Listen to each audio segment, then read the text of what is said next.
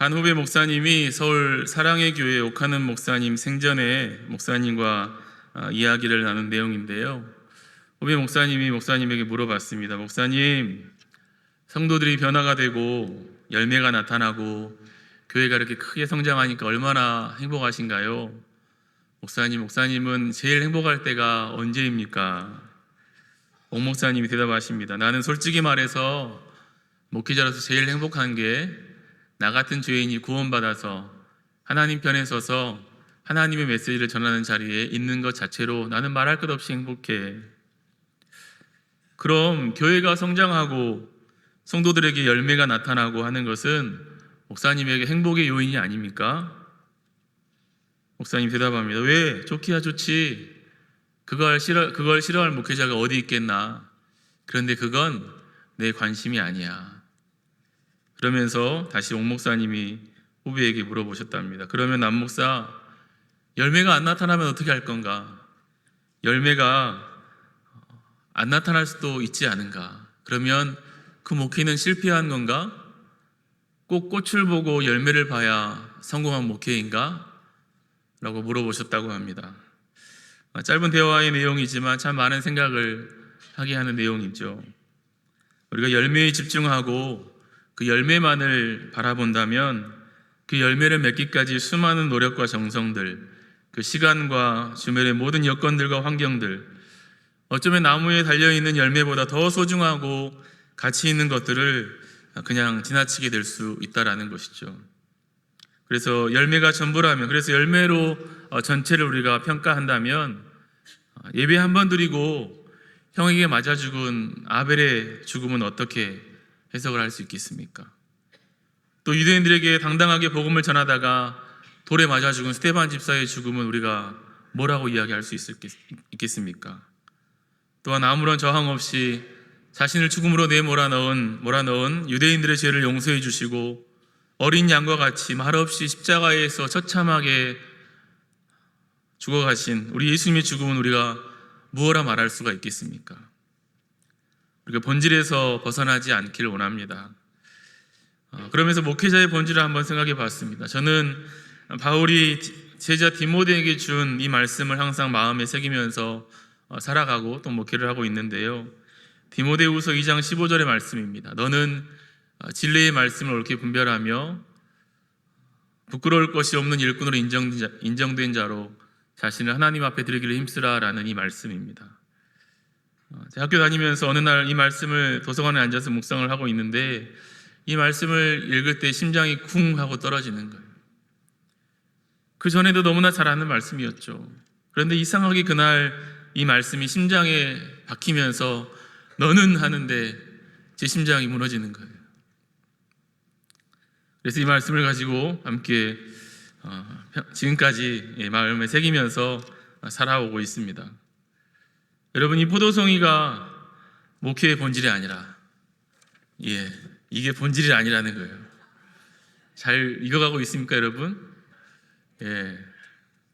이게 근데 다가 아니라 그저 성경에 파묻혀서 말씀을 묵상하고 해석하고 때와 상황에 맞게 하나님께 주시는 마음으로 교회에게 성도들에게 말씀을 선포하고 또 그 말씀대로 말씀을 선포한 제가 그 말씀대로 살아가려고 교회와 성도들 앞에 부끄럽지 않은 삶을 사는 것, 그리고 결국에는 나의 삶 전부를 하나님께 드리는 것, 이것이 목회자의 본질, 목회의 본질이 아닐까요? 그러면 열매는 하나님께서 주실 수도 있고 안 주실 수도 있는 거죠. 열매는 제 소관이 아닌 거죠.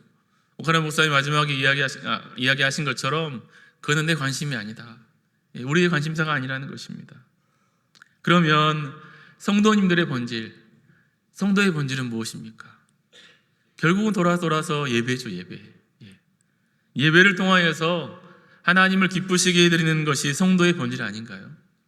그래서 지난주에 가인과 아벨의 예배를 통해 말씀드린 것처럼 하나님께서 기쁘게 받으실 만한 예배자의 삶을 사는 것, 그것이 우리 신앙생활의 본질이 아니겠습니까?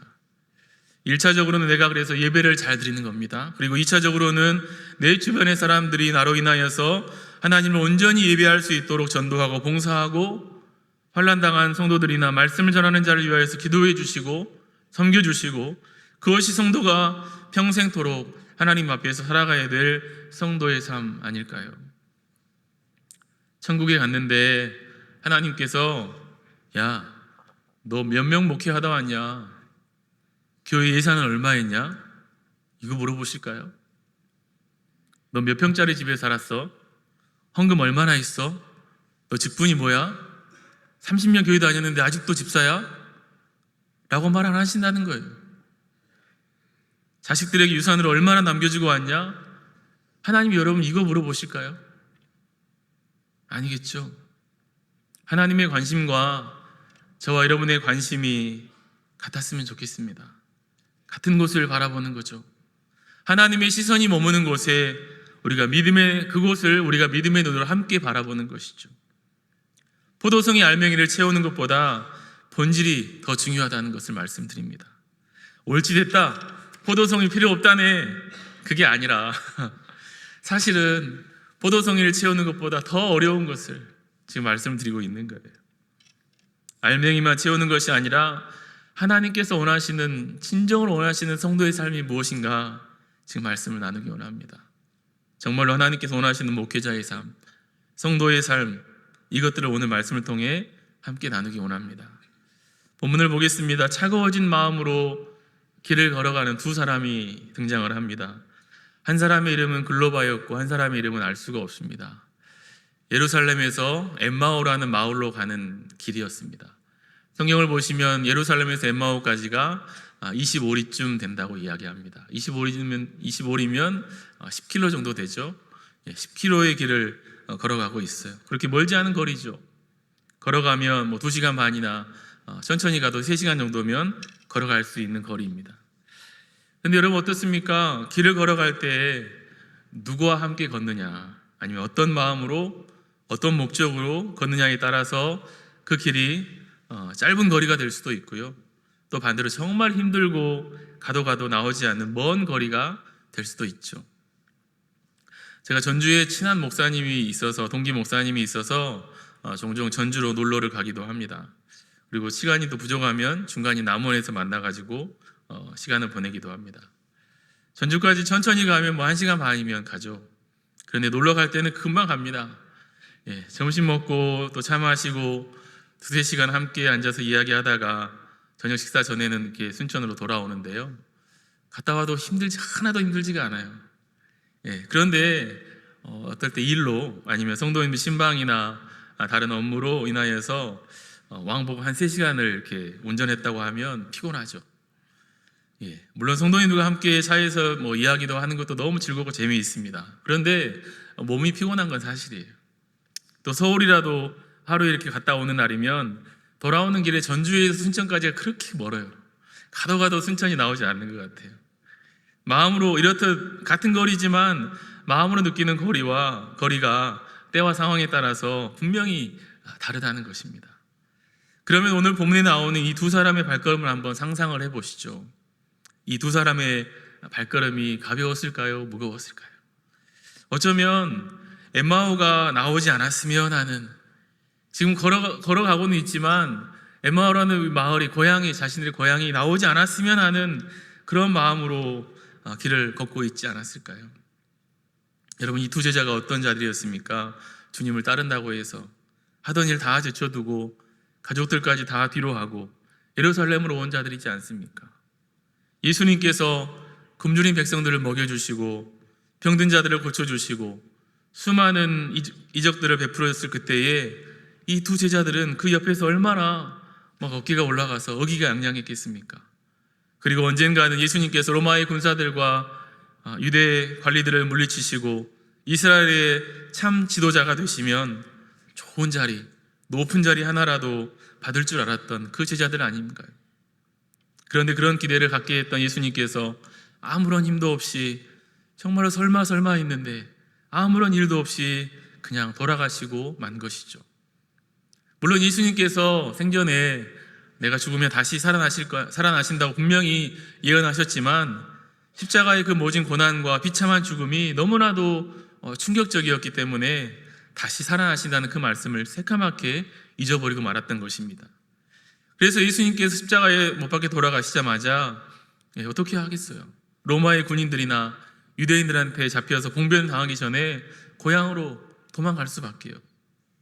돌아가면 사람들이 뭐라고 할까요? 가족들이 뭐라고 할까요? 친구들이 또 얼마나 조롱하고 멸시를 하겠습니까? 그래도 갈 곳이 없으니 하는 수 없이 고향으로 갈 수밖에요. 그런데 어느 순간 세 사람이 길을 걸어가고 있는 거예요. 분명히 제자들 둘이 함께 길을 걸어가고 있었는데 어느 순간에 세 사람이 된 것입니다. 분명 두 사람이었는데 그렇죠?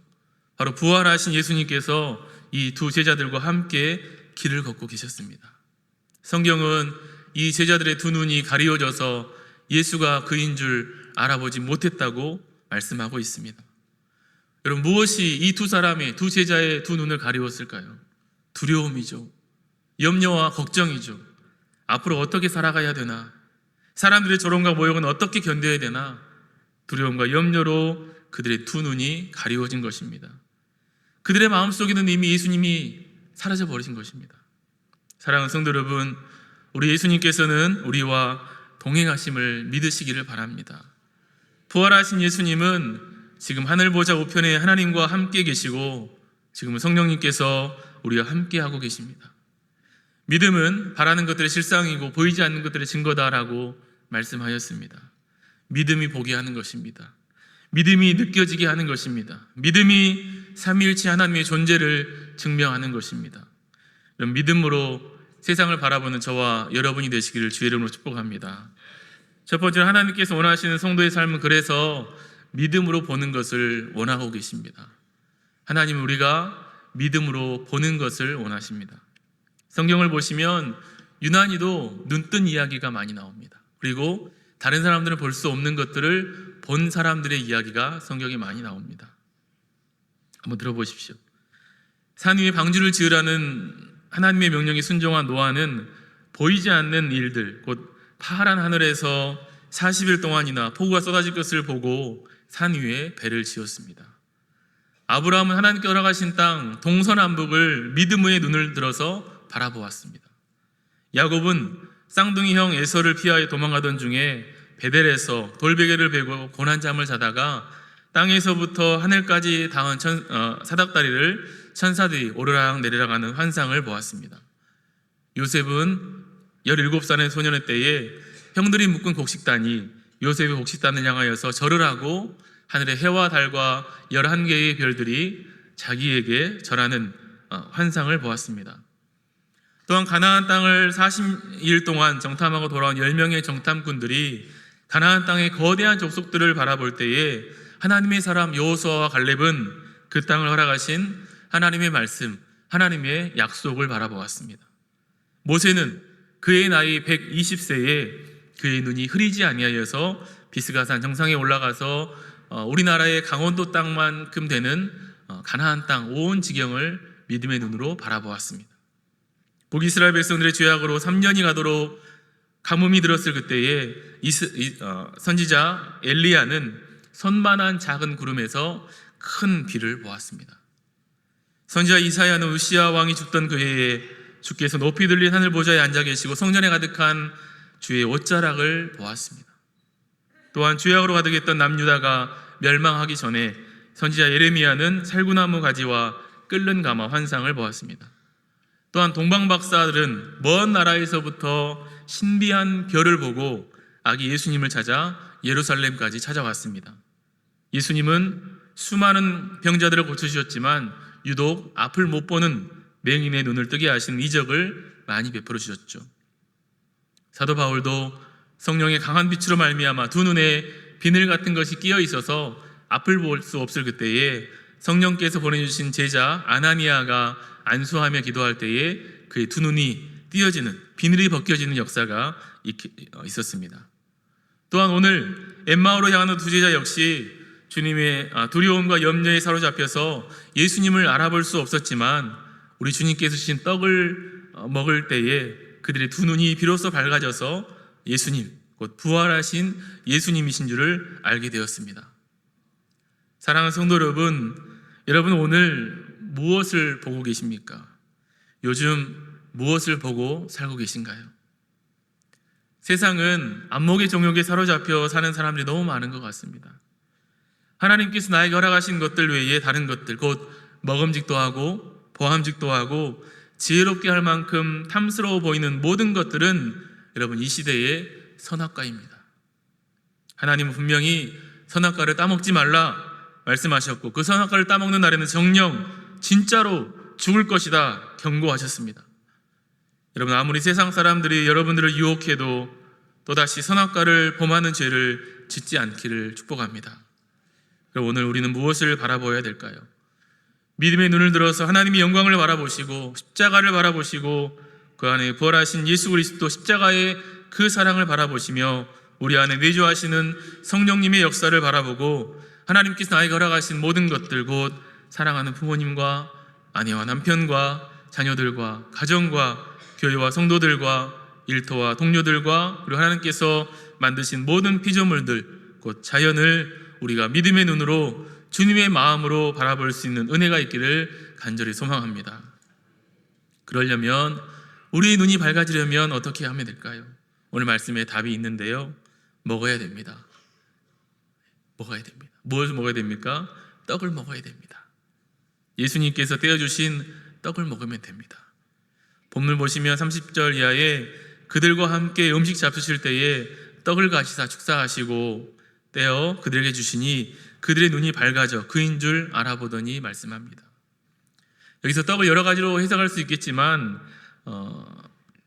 어떤 특정한 것으로 보기보다는 우리가 영적으로 먹어야 될 것들, 곧 우리가 무엇으로 배가 불러야 될 것인가, 무엇으로 충만해야 될 것인가를 묵상하면 좋겠습니다. 우리가 다른 세상의 다른 것들이 아닌 주님으로 인하여서 만족할 수 있기를 축복합니다. 하나님의 형상으로 지음받은 저와 여러분은 영적인 존재입니다. 하나님은 영이시기 때문입니다. 그러므로 우리도 영적인 존재입니다.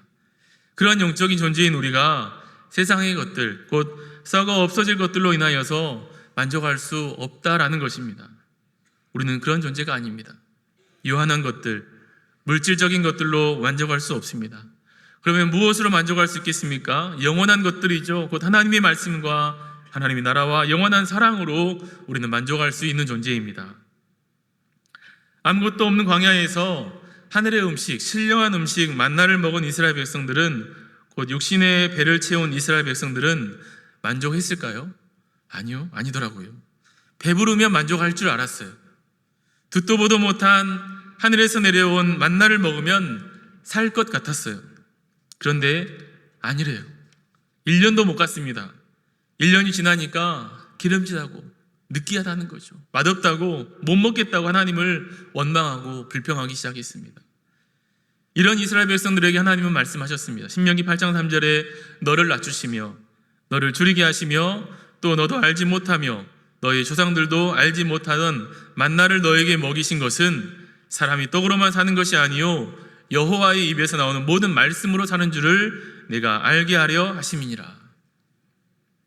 봐라, 육신의 양식인 만나를 먹었지 않느냐? 그럼에도 너희가 불평하지 않느냐?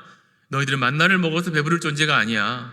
너희들은 하나님의 말씀, 하나님의 말씀인 성경 말씀을 먹어야 너희들이 만족할 수 있고 충만할 수 있는 존재야 라는 것을 알려주기 위하여서 만나를 주셨다는 것이죠. 사랑하는 성도 여러분, 우리는 이처럼 영의 사람입니다. 베드로전서 2장 2절에 말씀하신 것처럼 갓난아기들 같이 순전하고 신령한 젖을 사모하라. 이는 그로 말미암아 너희로 구원에 이르도록 자라게 하려 함이라 말씀하십니다. 영의 음식인 하나님의 말씀을 먹고 영의 눈, 믿음의 눈이 밝아져서 영원한 구원에 이르는 복이 임하기를 주의 이름으로 축복합니다.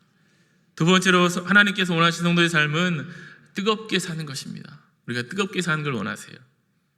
예수님께서 신 떡을 먹고 눈이 밝아진 두 제자는 서로 이야기합니다.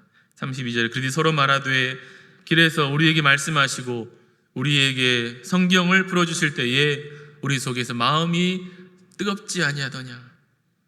야, 아까 예수님께서 성경 말씀하셨잖아. 그때 마음이 뜨겁지 않았어? 와, 나는 엄청 뜨거웠어. 속에서 막 뜨거운 것이 올라왔어. 너는 어땠어? 둘이 지금 이렇게 이야기하는 거예요. 차가워진 마음으로 길을 걷던 두 제자의 심장은 더 이상 차갑지 않았습니다. 여러분, 가슴 뜨거웠던 적이 언제입니까?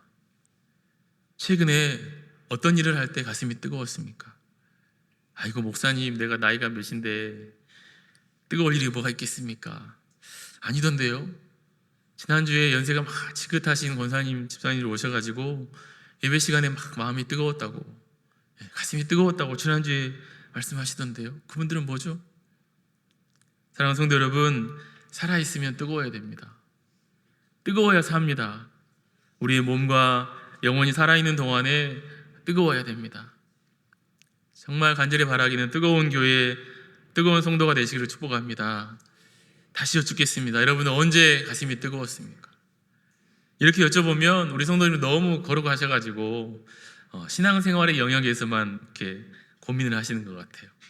그런데 신앙생활뿐만 아니라 우리가 가정생활이나 사회생활이나 일상의 모든 순간에서 생각하고 고민해야 될 내용 아닐까요?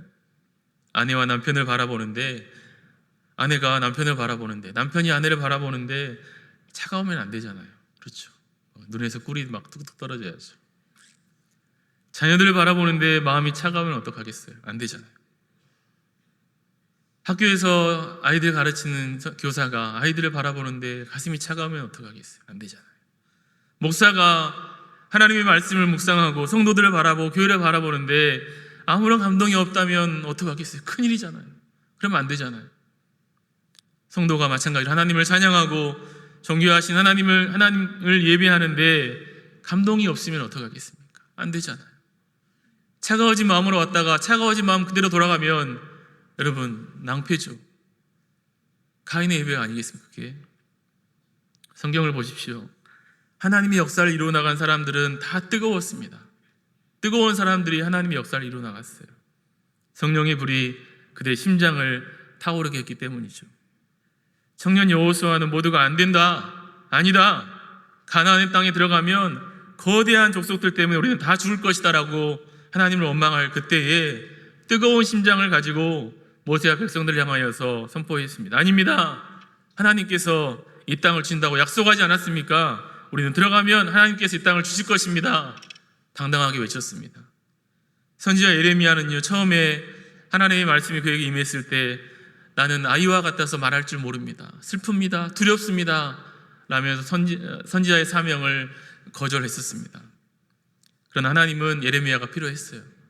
그래서 예레미야 입을 벌려서 강권적으로 하나님의 말씀을 집어넣어 주셨습니다. 부득불 억지 춘향이가 된 거죠. 그래서 예레미야의 사역을 승탄할 수 없었습니다. 죄악으로 가득한 백성들과 지도자들을 향하여서 회개와 심판을 선포하니 누가 좋아하겠어요?